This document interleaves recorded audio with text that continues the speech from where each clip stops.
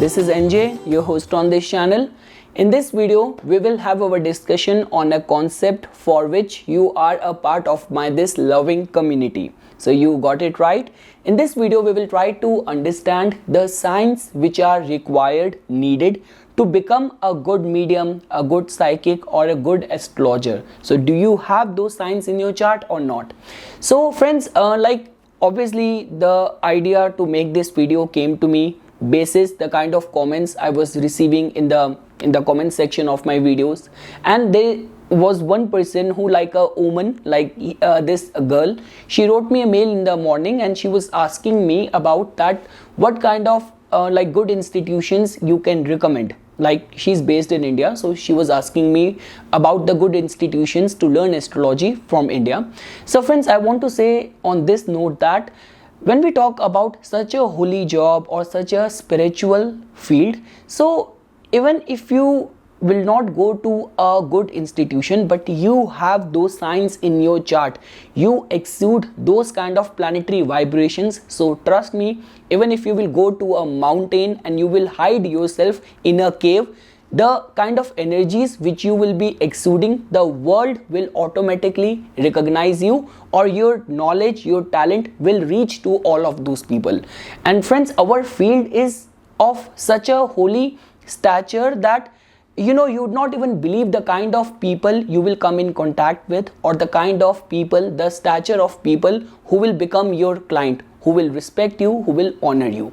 So just to start this video, one thing which I want to clear over here is that, friends, I'm just going to share the pure essence of becoming a psychic. Obviously, out of all the 9 planets, every planet has a role to play, every planet is going to contribute in that direction, but I'm only going to highlight the most important hand-picked planets which are important. The second thing is that same goes with the planetary astrological houses. All the houses has some role to play, but I'm only going to handpick the specific houses which play a very important role. And after that, let's say for example, if you have those yoga in your chart, afterwards, if you want to become a full-time professional in that field, so definitely 10th house has to be forming some combination with that yoga, which we are going to discuss in this video. If you actually want to make earning from that, full-time earning, then there has to be some contribution of the 2nd house. If you want to do astrology on side with your regular field, there has to be some contribution of the 11th house.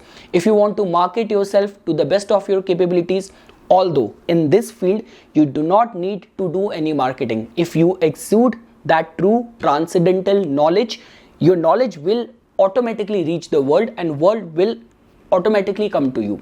So okay friends, that was just a basic idea which I wanted to give you. And yes, at the end I'm going to take up my own chart as your astrological analysis, because initially I was looking forward to, I was trying to search some of the most exemplary psychics and astrologers like B.V. Raman sir, and there have been so many renowned psychics and astrologer, but at the end I just wanted to pick up some of the case study of a common man amongst us. So I thought, who could be more common than me? So I just I'm going to share at the end of this video my chart as a part of analysis, that what are the signs in my chart which gave me a full-time profession in the fields of astrology. So okay friends, to begin with, now if you want to understand the planets, so for any given profession it is important to first look at and figure out the significator or karaka of that profession. So for anything related to psychic field, becoming a medium, dealing in the fields of astrology, you need to have a strong Saturn in your chart. So Saturn is the significator of all of these mystic sciences. Now I want to clear one thing over here. See friends, Saturn stays in one zodiac sign for around 2.5 years of time. So that doesn't mean that, for example, if Saturn is, for example, transiting in the sign of Cancer, so that means it is an enemy sign placement, 2.5 years there, then next 2.5 years in the Leo sign, and for example, so that doesn't mean that for next 5 years no good astrologer will be born. So it all comes down to looking at the essence of that planet. So first of all, if I say Saturn is a chief significator, so you will open up your chart. So you have to see what role Saturn is playing in your life. For example, out of all the karakas, is it your Atma Karaka? Is it your Amatya Karaka? Or what is the nakshatra of Saturn? What is the house placement of Saturn?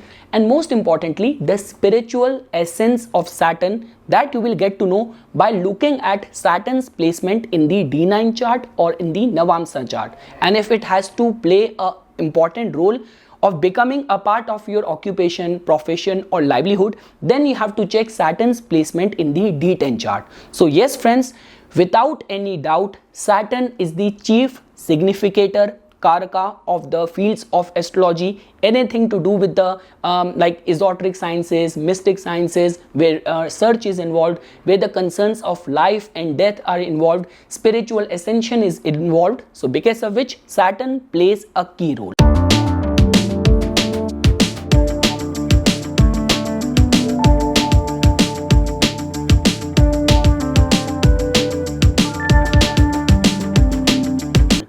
Now the second planet I would say is definitely the planet Mercury. Now why Mercury?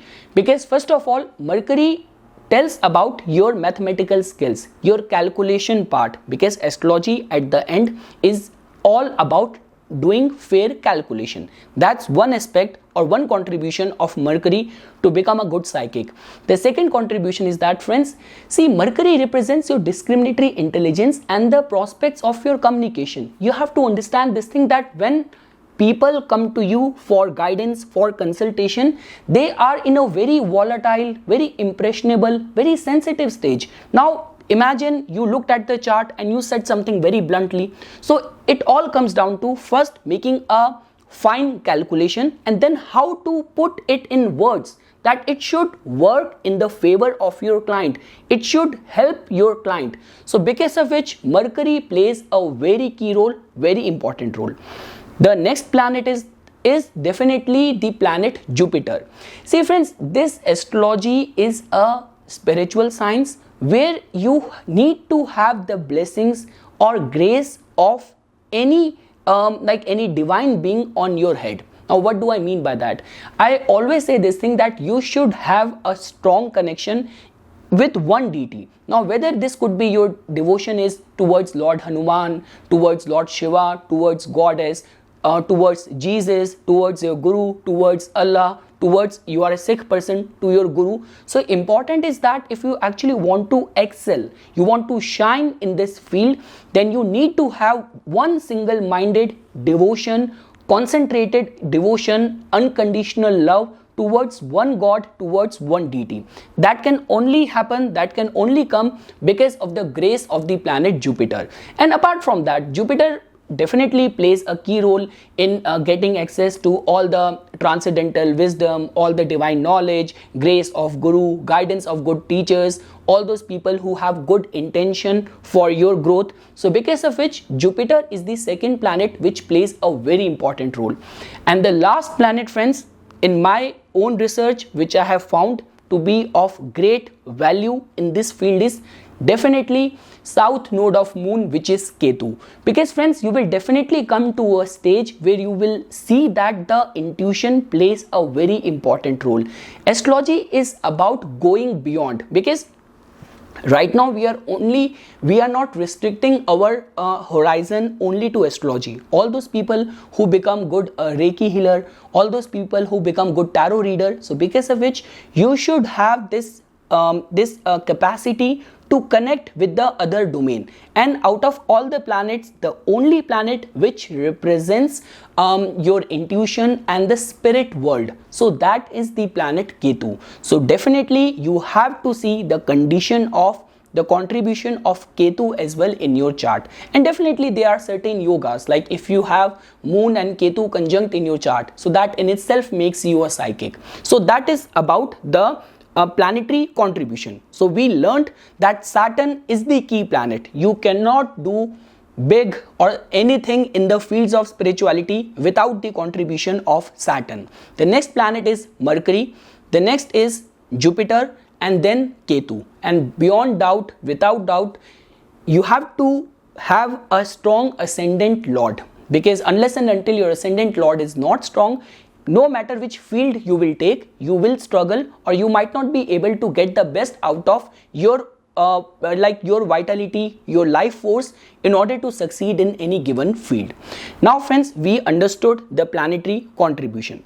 The next is about the importance of the houses. So I have already mentioned this thing, ascendant, and the ascendant lord needs to be in a strengthened state.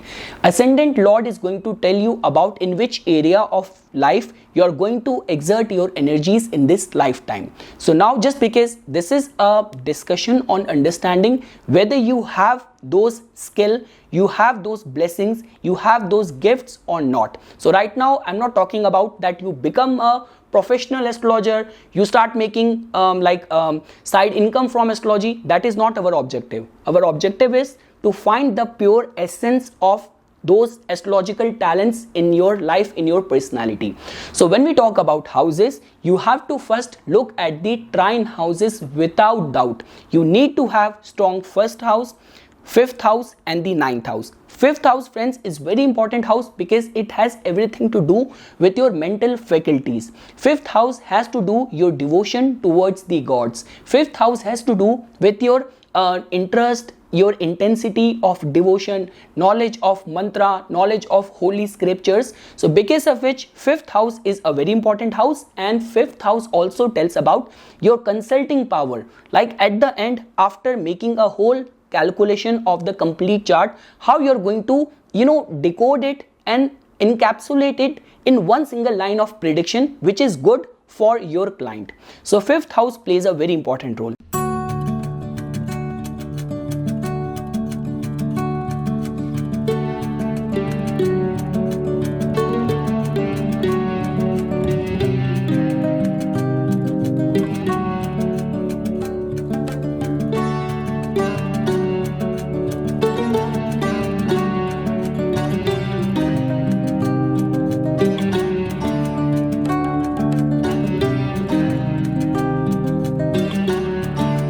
Next is, friends, the ninth house. Like the way I was telling it to you, ninth house is the house of religion. Ninth house is the house of our faith, all sort of religious austerities. So because of which you have to pay attention towards the ninth house.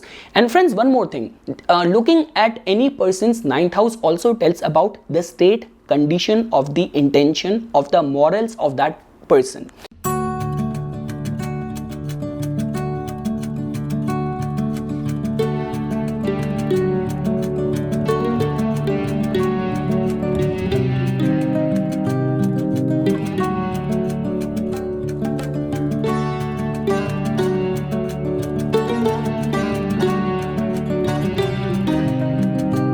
So you check the ninth house. Now let's get into the domain of the hidden aspect. So by scrutinizing the first house, fifth house, ninth house, we were in the domain of, for example, Mercury and Jupiter. But now just because Saturn and Ketu also has a role to play, so because of which 8th house and 12th house are very important houses. 8th house, friends, is a house of miracles, strong intuition. It is a house of sadhana. Like for example, when we talk about so many sort of esoteric spiritual practices, so some of the practices are very scary. You have to get into the baggage of a person. You are dealing with the matters of life and death, prophecies, intuition. There are like so many things and entities involved. So because of which 8th house represents and encapsulates all those energies. Unless and until your 8th house is not strong, you might not be able to do something out of the box or something innovative which the world has not seen before. Because without the contribution of 8th house, you might be following a treaded path which everyone has taken even before you. But if you want to do something completely jaw-droppingly good, out of the box, so that means you need to have a strengthened 8th house.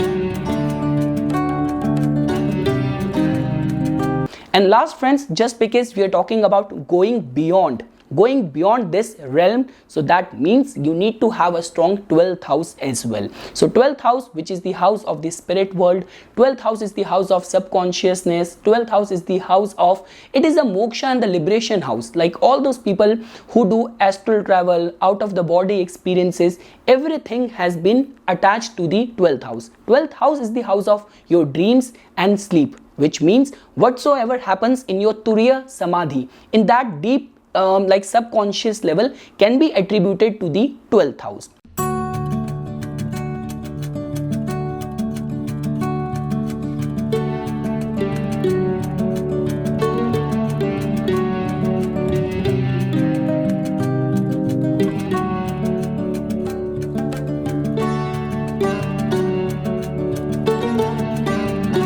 So friends, I gave you a fair idea about the planets which contributes that. I gave you idea about the houses which are involved. Right now, I did not talk about your profession is going to be in astrology, your communication aspect, your marketing aspect, your side income. I'm not at all concerned about that. All what I want is that you should look at within yourself in your chart and try to find out the essence of the blessings and the grace and the intensity of this holy and divine and the spiritual knowledge. Now friends, coming to the part of, okay, I have to share some case study. I was having just second thoughts that, okay, whether should I share it or not, but okay, as long as it is going to help everyone in order to do the research as your research material. So now you can see my chart in the screen. I will be quick, I will be short.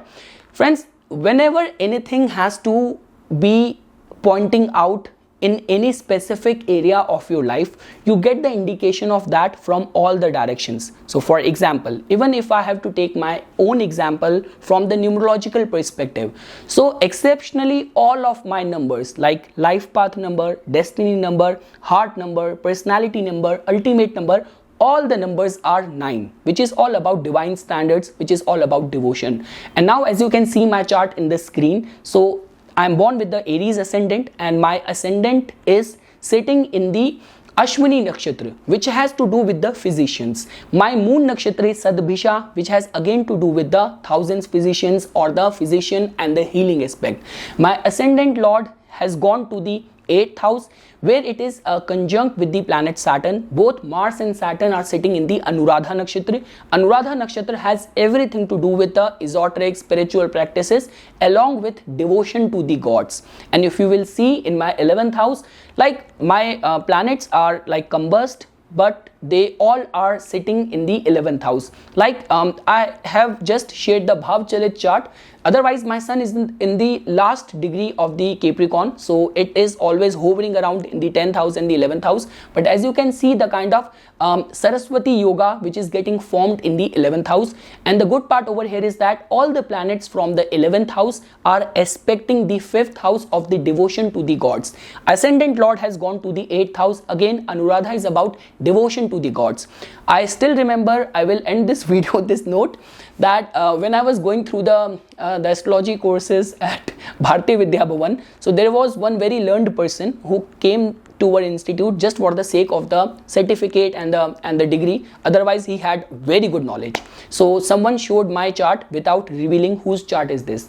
The person looked at the chart and said that either this person is going to be a criminal with lowest of morals, or is going to be a saint with the highest of morals. But the good part over here is that in this chart, this person will be known and recognized. So whichever path you take, that is always dependent on you, basis your direction of life, evolutionary level of your consciousness. And that is something, friends, which I wanted to say this thing in this video, because many of you people who follow my videos to the core of the subjects, it is very important for you to understand that you have to use astrology only as a part of your own spiritual development, your conscious awareness, or if you have to get into a professional part of becoming a psychic, medium or astrologer, then you should have those concrete yogas in your chart. Because friends, It is a sensitive business. Important, sometimes people come to you, they are going to ask about the life and death, and any wrong prophecy done by you is going to give you a strong karma, and along with that, that person might also come back to you. So there are so many entities, so many risks, so many things which are involved. So unless and until you do not have those concrete points in your chart, you should not think about doing it professionally. But yes, for your own spiritual growth and your own guidance, astrology can play a very pivotal, a very important role.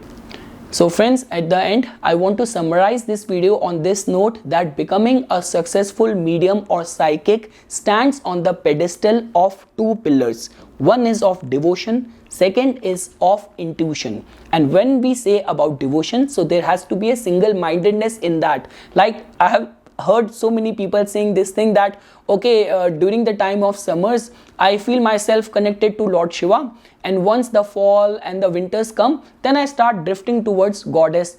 It's the time of the Navratri, so I feel myself connected more with the goddess. So it should not work like that. You should have a single-minded devotion towards a deity.